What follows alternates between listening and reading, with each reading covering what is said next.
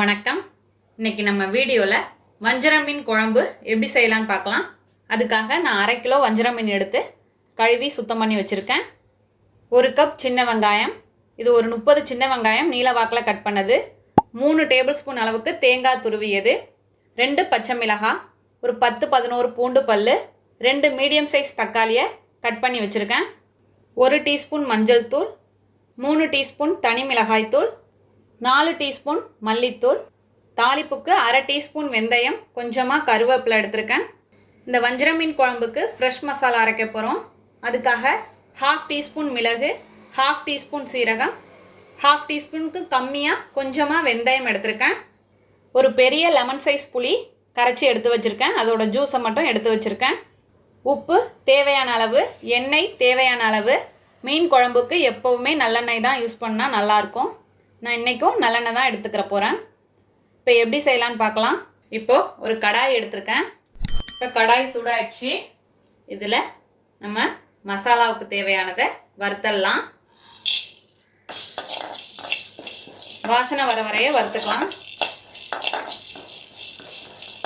இப்போ மிளகு வெடிக்கிற அளவுக்கு வந்துடுச்சு, நல்லா வாசனை வருது. இதை ஒரு பிளேட்டில் மாற்றிக்கலாம். இப்போ பிளேட்டில் மாற்றியாச்சு. இப்போ அதே கடாய் இருக்கட்டும். இதில் 1 ஸ்பூன் அளவுக்கு நல்லெண்ணெய் சேர்த்துக்கிறேன். எண்ணெய் சூடானதும் பாதி அளவு சின்ன வெங்காயம் இதில் சேர்த்துக்க போகிறேன்.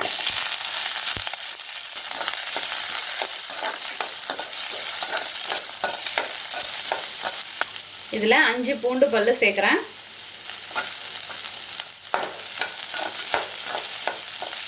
இப்போ இதோட பாதி அளவு தக்காளி,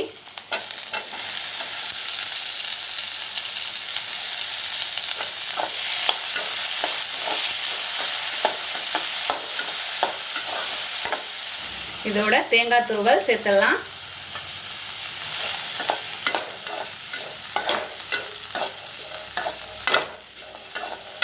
இப்போ எல்லாமே நல்லா வதங்கிடுச்சு. இப்போ இதை ஆறட்டும், ஸ்டவ் ஆஃப் பண்ணிடலாம். ஆறுனதும் இதோட நம்ம ஏற்கனவே வறுத்து வச்சுருக்க மிளகு, சீரகம், வெந்தயம் எல்லாத்தையும் சேர்த்து ஒரு பேஸ்ட்டாக அரைச்சி எடுத்துகிட்டு வந்துடுவோம். இப்போ நம்ம வெங்காயம் தக்காளியெல்லாம் ஆற வச்சுருக்கேன். அதோட மல்லித்தூள் சேர்த்துக்கலாம், மிளகாய்த்தூள், மஞ்சள் தூள். இப்போ எல்லாமே சேர்த்தாச்சு. எல்லாத்தையும் சேர்த்து பேஸ்ட்டாக அரைச்சி எடுத்துகிட்டு வந்துடுவோம். இப்போது நல்லா பேஸ்ட்டாக அரைச்சி எடுத்துகிட்டு வந்தாச்சு. நல்லா மையாக அரைச்சிக்கணும். இப்போ குழம்பு தாளிக்க நான் ஒரு சட்டி எடுத்துருக்கேன். இதில் ஒரு 3 டேபிள் ஸ்பூன் அளவுக்கு நல்லெண்ணெய் சேர்த்துக்கிறேன். இப்போ எண்ணெய் காஞ்சிடுச்சு. தாளிப்பு ஐட்டம்ஸ்லாம் சேர்த்துடலாம். வெந்தயம் நல்லா பொரியணும். இப்போ வெந்தயம் நல்லா பொரிஞ்சிருச்சு. இதில் வெங்காயம், பேலன்ஸ் இருக்க எல்லாத்தையுமே சேர்த்துட்டேன்.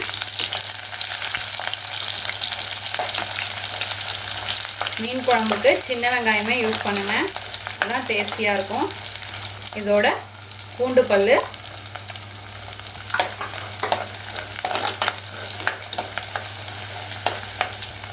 ரெண்டு பச்சை மிளகாய்,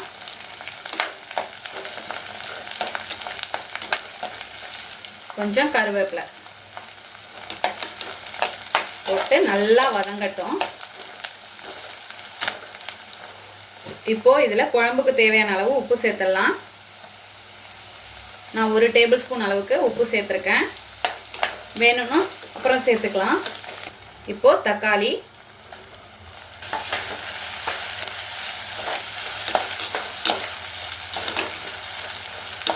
இப்போ இதில் கொஞ்சமாக காஷ்மீரி சில்லி பவுடர் ஆட் பண்ணுறேன். ஒரு டீஸ்பூன் அளவுக்கு சேர்த்துருக்கேன். நான் இதை இன்க்ரீடியன்ஸில் சொல்லலை, நீங்கள் சேர்த்துக்கோங்க. நல்லா வெங்காயம் தக்காளி குழஞ்சி வரட்டும். இப்போ வெங்காயம் தக்காளி நல்லா வதங்கி குழஞ்சிருச்சு. இந்த ஸ்டேஜில் நம்ம அரைச்சி வச்சுருக்க பேஸ்ட்டை சேர்த்துடலாம்.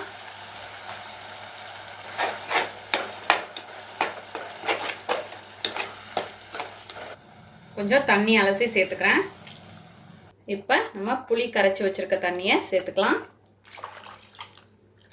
இப்போது உப்பெல்லாம் கரெக்டாக இருக்கான்னு செக் பண்ணிக்கலாம். எனக்கு இன்னும் கொஞ்சம் தேவைப்படுது. சேர்த்துட்டு நல்லா கலந்துக்கிறேன்.